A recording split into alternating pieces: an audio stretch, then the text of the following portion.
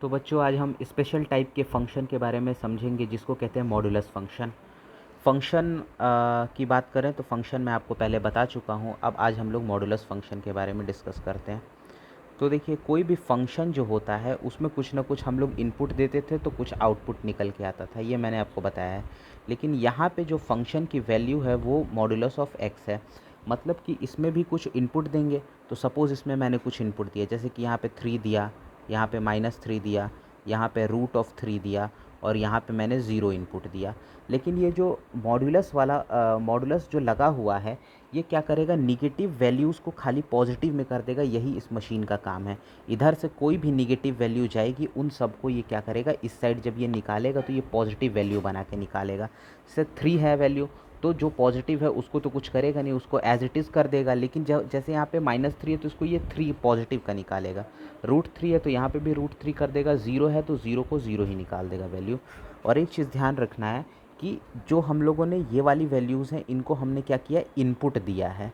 इसको मैंने इनपुट किया है, मतलब इस मशीन के अंदर डाला है। तो ये वाला जो हमारा निकला है ये हमारा आउटपुट निकला है, आउटपुट निकला है।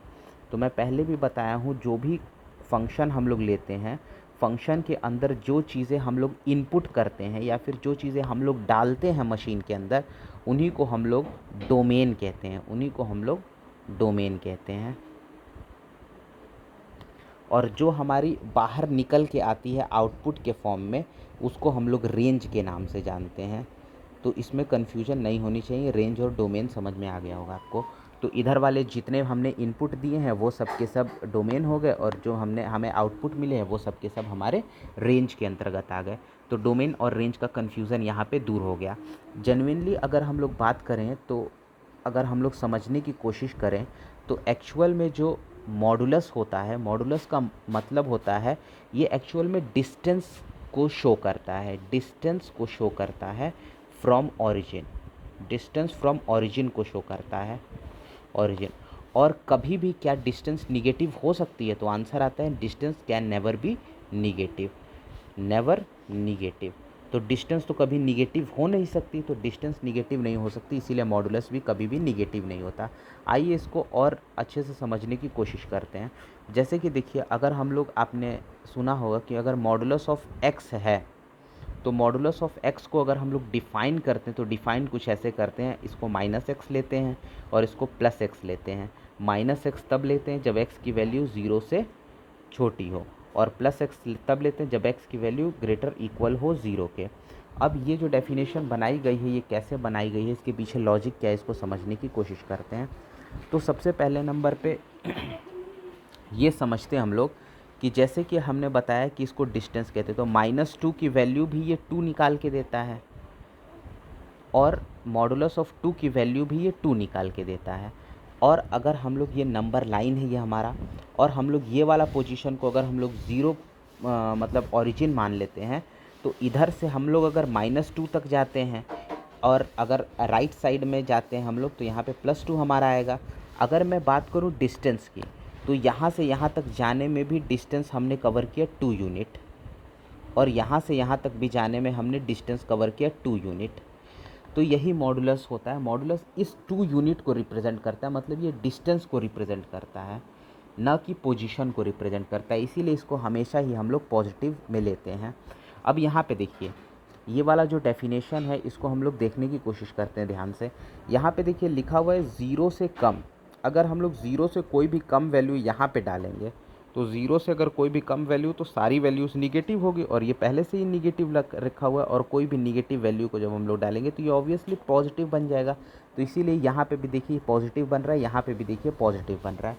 तो इससे कंफ्यूज नहीं होना है कि यहाँ पे निगेटिव कैसे बन गया, क्योंकि यहाँ पे जो हमने रेस्ट्रिक्शन दिया है उसके हिसाब से यहाँ पे निगेटिव बनाया गया है। तो उम्मीद करते हैं यहाँ तक आपको क्लियर हो गया होगा।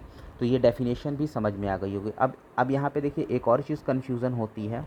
कन्फ्यूज़न सबसे बड़ी ये होती है कि क्या हम लोग इस वाले में, कन्फ्यूज़न ये होती है कि क्या हम लोग यहाँ पे इक्वल नहीं लगा सकते हैं। हाँ, यहाँ पे भी इक्वल लगा सकते हैं।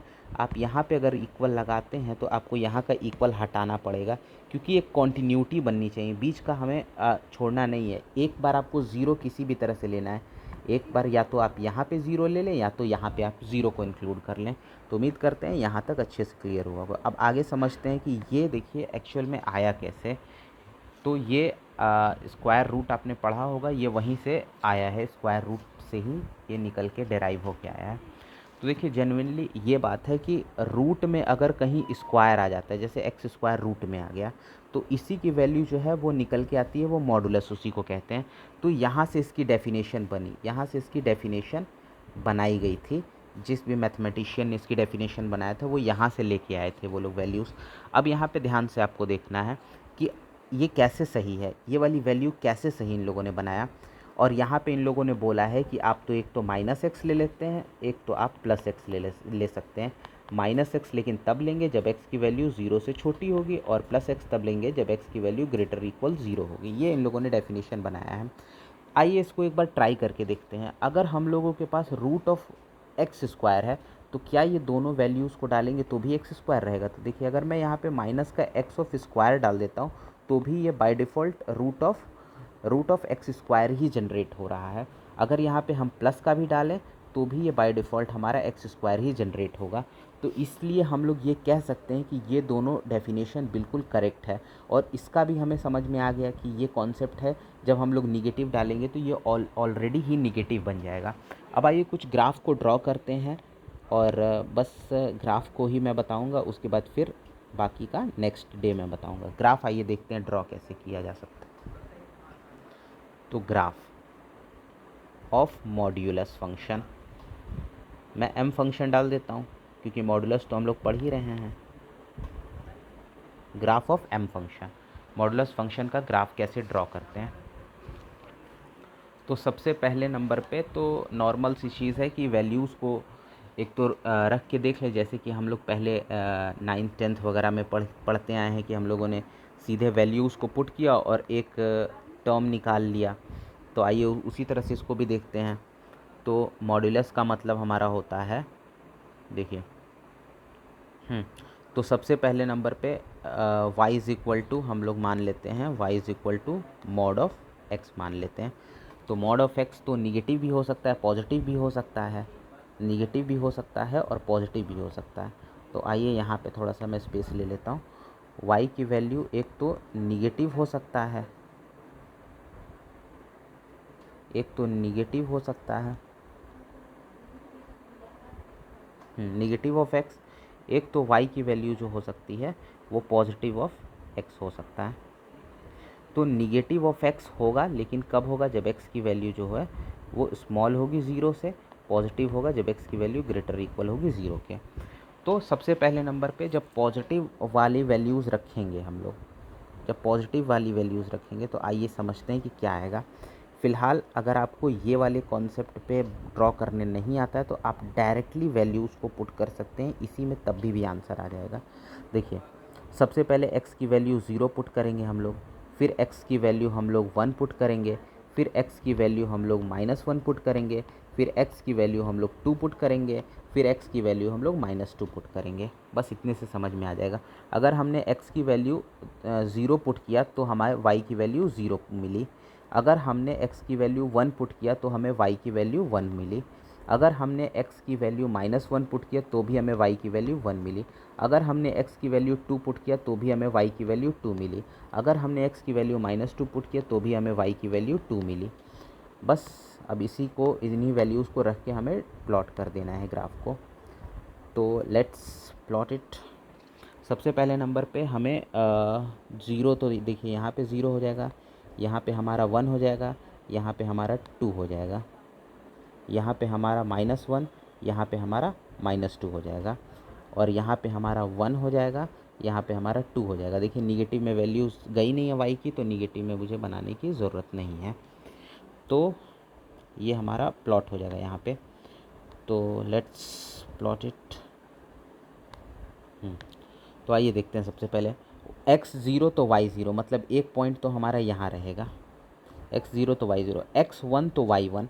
तो देखिए x 1 तो y 1, तो यहाँ पे करीब करीब आएगा x 1 तो y 1, ये बनेगा दूसरा। और x -1 तो y 1, तो देखिए x -1 तो y 1, यहाँ पे दूसरा पॉइंट आएगा। x2 तो y2, देखिए x2 यहाँ पे तो y भी 2 हो गया, x -2 तो y भी -2। तो ओवरऑल हमें दिखाई दे रहा है कि ये कुछ ऐसा ग्राफ हमारा प्लॉट होगा।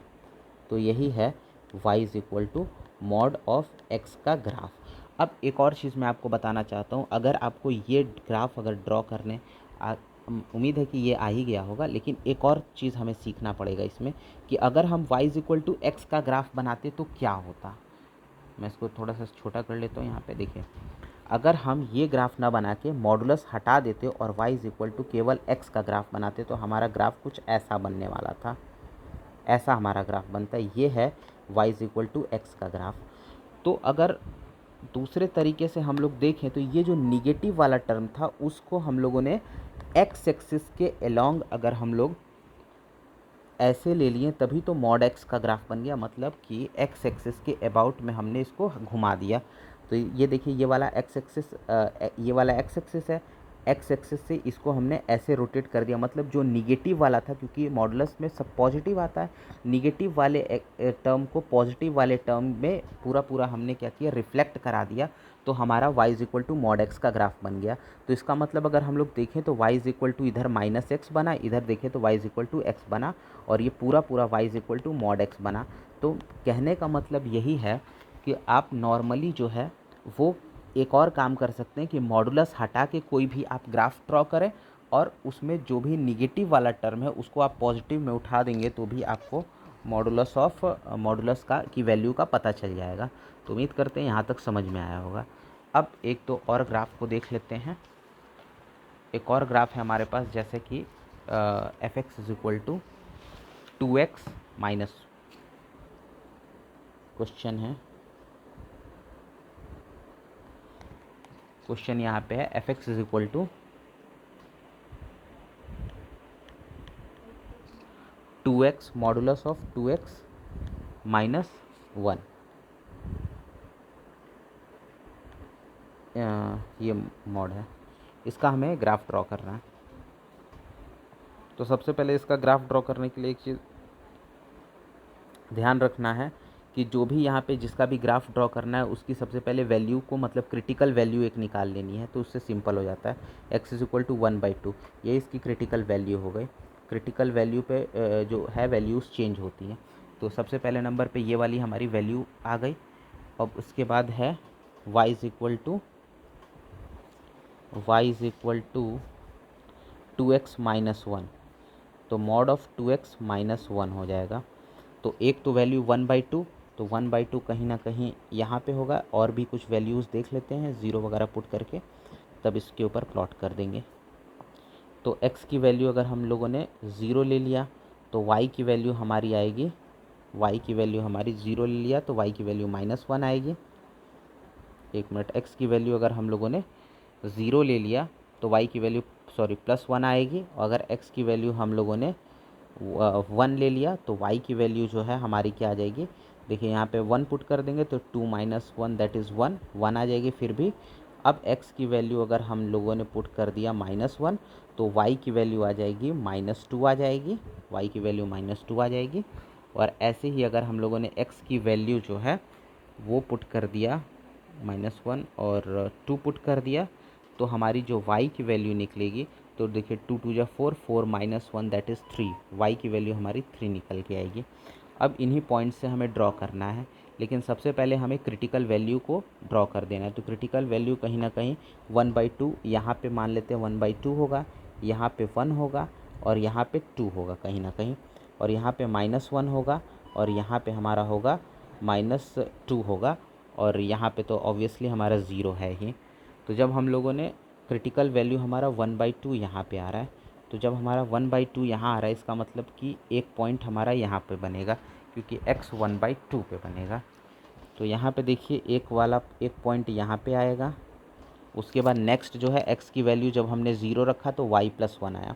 तो देखिए x की वैल्यू ज़ीरो तो y हमारा कुछ यहाँ पे होगा, तो y हमारा +1 आया। तो एक पॉइंट यहाँ पे बनेगा, और उसके बाद x की वैल्यू अगर हमने 1 रखा तो y की वैल्यू भी 1 आई। देखिए x की वैल्यू 1 रखा तो y की वैल्यू भी 1 आई, एक पॉइंट यहाँ पे आया। और x की वैल्यू -1 रखा तो देखिए x की वैल्यू -1 यहाँ पे ये वाले पॉइंट पे x की वैल्यू -1 है, तो y की वैल्यू हमारी -2 -2 का मतलब सॉरी +2 सॉरी यहाँ पे एक चीज़ गड़बड़ हो गया, यहाँ पे +2 क्योंकि y की वैल्यू तो निगेटिव आ ही नहीं सकती ना, इसलिए निगेटिव नहीं आ सकती क्योंकि यह पूरा मॉडुलस के अंदर बंद है, तो वैसे भी नहीं आ सकती, तो यहाँ पे थोड़ा सा मिस्टेक हो गया था, तो यहाँ पे देखिए 2 आएगी। जब मैंने y की वैल्यू -1 लिया तो इसकी वैल्यू यहाँ पे 2 आएगी। तो कुल मिला के एक ग्राफ मुझे यहाँ पे मिल चुका है, वो कुछ ऐसा जाएगा ग्राफ, कुछ ऐसा होता हुआ इस तरीके से ग्राफ जाएगा। तो यहाँ पे जो क्रिटिकल वैल्यू है वो ये वाली वैल्यू है।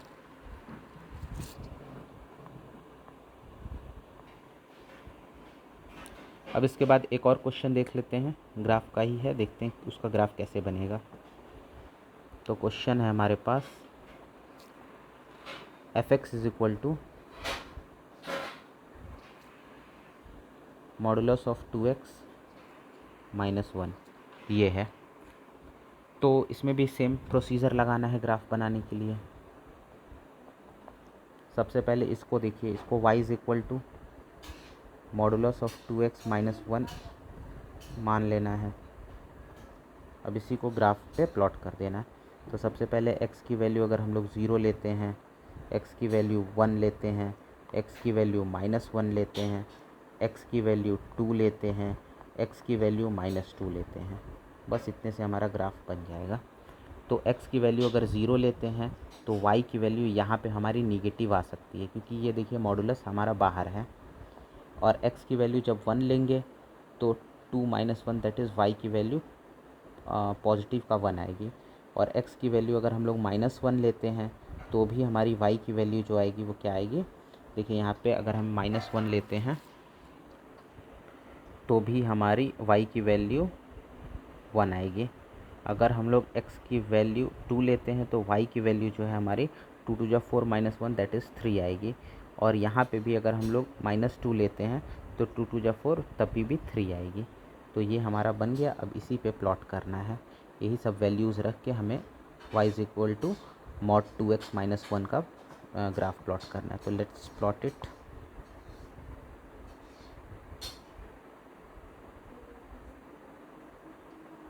इसमें थोड़ा सा निगेटिव भी जाएगा, इसलिए थोड़ा इसको नीचे से भी एक्सटेंड करना पड़ेगा। तो देखिए कुछ वैल्यूज़ हमने लिया है, 0 लिया है, हमने 0 लिया है, 1 लिया है, 2 लिया है, -1 लिया है, -2 लिया है, 1 लिया है, 2 लिया है, 3 लिया है, -1 भी लिया है।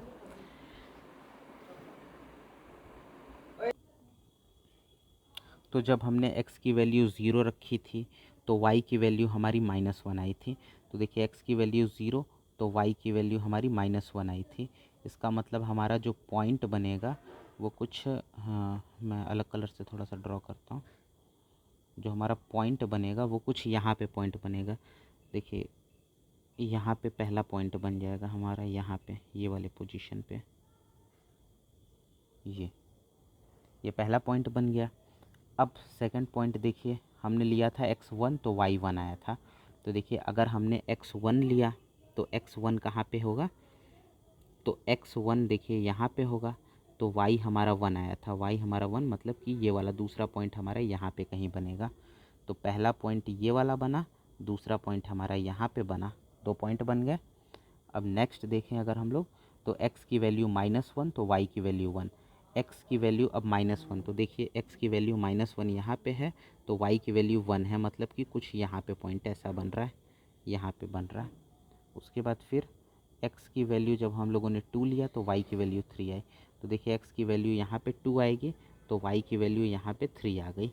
यहाँ पे ये वाली वैल्यू जो है सॉरी y की वैल्यू ये वाली है 3, यहाँ पे कुछ आएगी, ठीक है। इसको मिटाना पड़ेगा, ये वाली नहीं होगी। उसके बाद फिर नेक्स्ट जब हमने क्या किया था, x की वैल्यू -2 लिया था तो y की वैल्यू -3 आई थी। इसका मतलब कि कुछ यहाँ पे लेने पर यहाँ पे वैल्यू आई थी। तो ओवरऑल हमारा ऐसा बनता हुआ दिखाई दे रहा है ग्राफ। कुछ ऐसा यहाँ से होके गुजरेगा, कुछ ऐसा ये वाला ग्राफ बनेगा। तो यहाँ तक ग्राफ आपको बनाना मुझे लगता है कि समझ में आ गया होगा। अगर इस टॉपिक में अभी तक जो भी मैंने बताया इसमें अगर डाउट हो तो आप कमेंट में ज़रूर पूछें, और अगर आप कमेंट में पूछेंगे तो मैं अवश्य ही आपके सवालों का जवाब दूंगा। और उम्मीद करते हैं कि यहाँ तक आपको बहुत अच्छे से क्लियर हुआ होगा। देखिए, क्वेश्चंस को प्रैक्टिस जितना ज़्यादा आप करेंगे उतना ही ज़्यादा आपको कॉन्सेप्ट की क्लियरिटी मिलेगी। तो इसीलिए मैं ये कहना चाहता हूँ कि आप ज़्यादा से ज़्यादा क्वेश्चन की प्रैक्टिस वगैरह करें, और जहाँ पे भी डाउट हो वहाँ पे हमसे पूछें। सबसे पहले जब मैं इस कॉन्सेप्ट को आपको अच्छे से क्लियर करा दूँगा, उसके बाद फिर हम लोग क्वेश्चंस के ऊपर आएंगे। और यकीन मानिए आप कि हम जेई मेन के सारे प्रीवियस ईयर के क्वेश्चन करेंगे, एडवांस के भी प्रीवियस ईयर के क्वेश्चन करेंगे। लेकिन एडवांस के प्रॉब्लम अभी सॉल्व करने में थोड़ी डिफ़िकल्टी आएगी, क्योंकि उसमें बहुत से फंक्शंस को इंक्लूड करके क्वेश्चन को डिज़ाइन किया जाता है। इसीलिए अभी फ़िलहाल जेई मेंस के सारे क्वेश्चंस को निपटाएंगे हम लोग, और धीरे धीरे करके जैसे जैसे प्रोसेस आगे बढ़ेगा वैसे वैसे आपको समझ में चीज़ें आने लगेंगी। तो बस आज के लिए इतना ही, और बताइएगा वीडियो कैसा लगा, और ये सीरीज़ क्या मैं कंटिन्यू करूं या फिर कुछ और करूं, ये भी आप ज़रूर कमेंट में बताइएगा। तब तक के लिए बहुत बहुत धन्यवाद आपका वीडियो देखने के लिए।